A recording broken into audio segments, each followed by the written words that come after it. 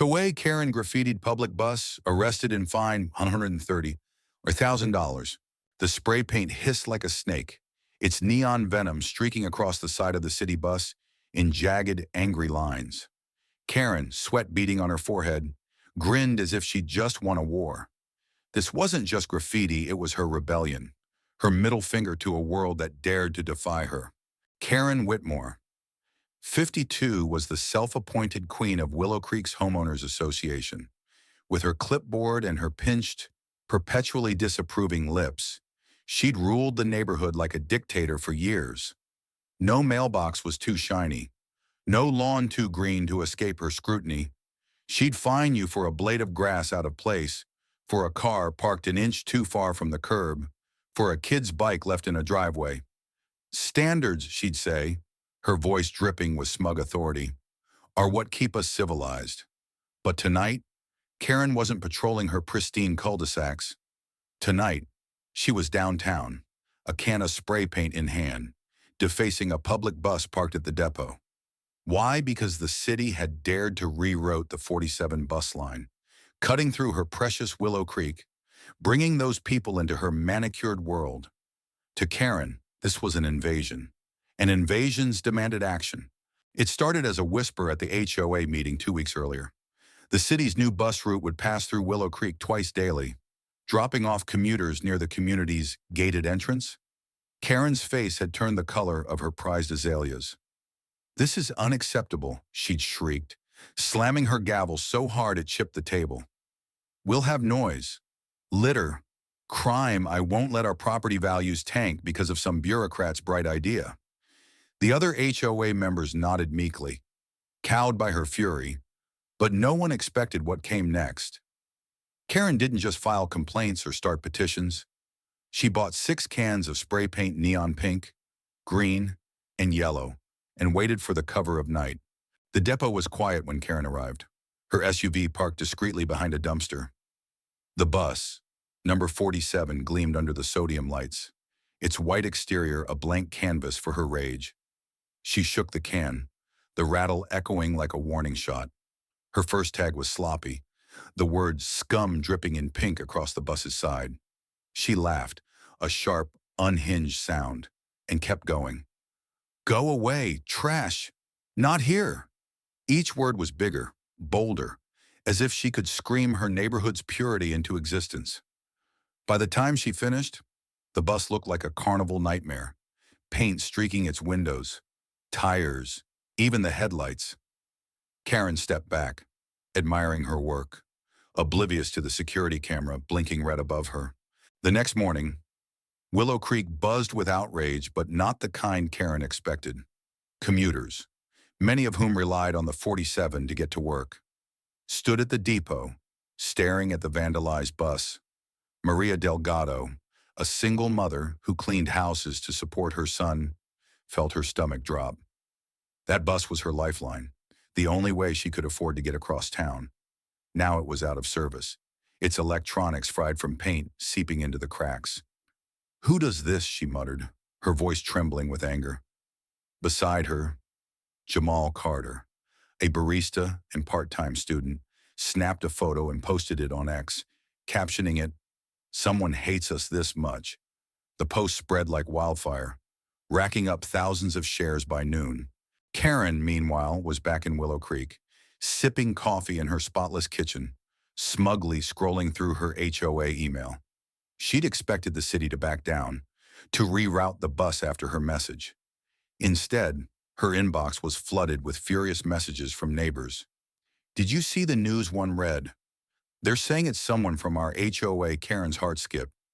She clicked on a link to a local news site, and there it was, grainy security footage of a woman in a dark hoodie, spray can in hand, defacing the bus, her hoodie, her SUV in the background, her face caught for a split second as she turned toward the camera. "No," she whispered, her coffee mug slipping from her hand and shattering on the tile. The backlash was swift and merciless. By afternoon, Willow Creek's HOA board had called an emergency meeting, and Karen was summoned like a criminal to court. She walked into the community center, head high, expecting to spin the narrative after all. She was protecting their property values, but the room was packed, not just with HOA members, but with commuters, local reporters, and even a city councilwoman named Lena Harris, whose calm, steely gaze made Karen's skin crawl. "Ms. Whitmore," Lena began, her voice cutting through the murmurs. "Do you care to explain why you thought vandalizing public property was a good idea?" Karen opened her mouth, ready to unleash her usual tirade about standards and community pride. But a man in the back stood up. He was middle-aged, wearing a bus driver's uniform, his hands calloused from years gripping the wheel. "My name's Tom," he said, his voice shaking but firm. "I drive the 47, that bus you trashed. It's how I feed my kids. It's how half this room gets to work. You didn't just paint a bus, lady.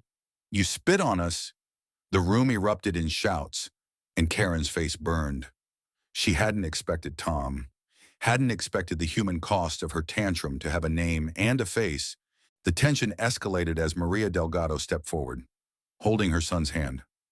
"I missed a shift today because of you," she said, her voice low but venomous. "My boy didn't eat lunch because I couldn't get to work. You think you're better than us? You think your fancy neighborhood gives you the right to ruin our lives," Karen stammered, her usual confidence crumbling. She tried to pivot, claiming she was sending a message, but the crowd wasn't having it. Someone threw a crumpled coffee cup, and it bounced off her shoulder. Another shouted, "You're the trash here for the first time." Karen felt small, cornered, exposed. Then came the twist no one saw coming.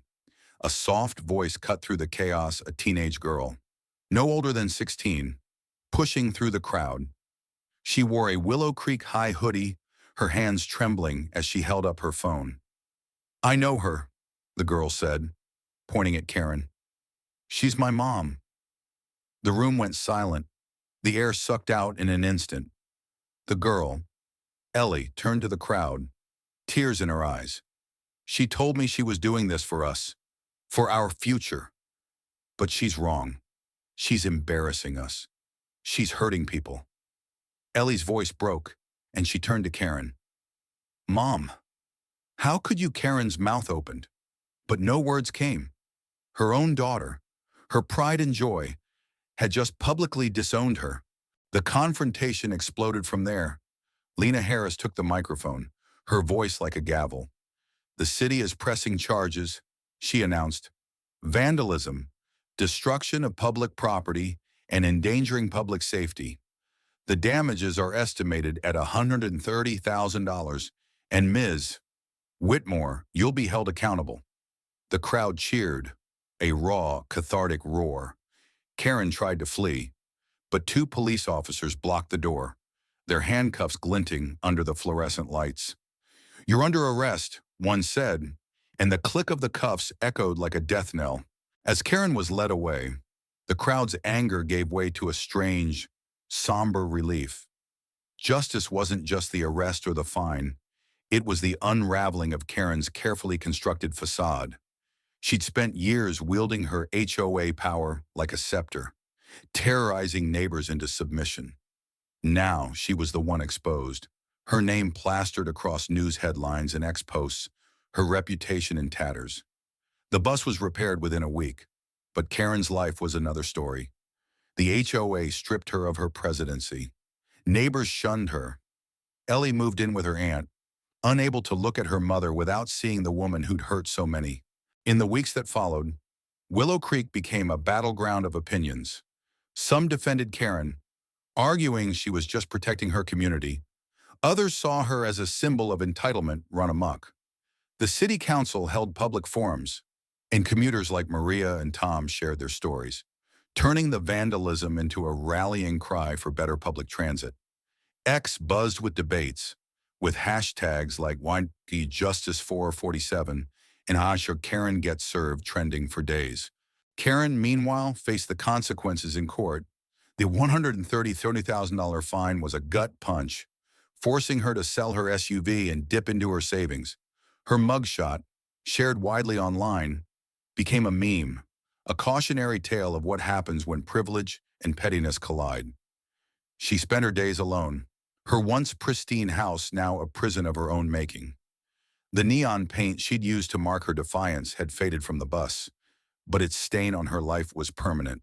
What do you think? Did Karen get what she deserved? Or was the punishment too harsh? Share your thoughts below.